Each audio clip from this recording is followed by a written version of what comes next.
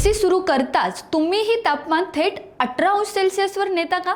तर ही सवय तुमचं लाईट बिल रॉकेटसारखं वाढवू शकते.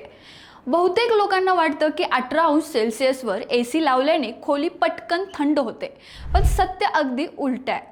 एसीचा कूलिंग स्पीड तापमानावर अवलंबून नसतो. तुम्ही 18 अंश सेल्सिअस ठेवा किंवा 24 अंश सेल्सिअस ठेवा, थंड होण्याचा वेग जवळपास सारखाच असतो. फरक फक्त एवढाच, 18 अंश सेल्सिअसवर एसीचा कॉम्प्रेसर जास्त वेळ चालतो, म्हणजे जास्त वीज वापर आणि मोठं बिल. प्रत्येक 1 अंश सेल्सिअसवर तापमान कमी केल्यावर वीज वापर सुमारे 6% वाढतो, म्हणजे 24 अंश सेल्सिअस ऐवजी 18 अंश सेल्सिअसवर. म्हणजेच 24 अंश सेल्सिअस ऐवजी 18 अंश सेल्सिअस, थेट मोठा खर्च.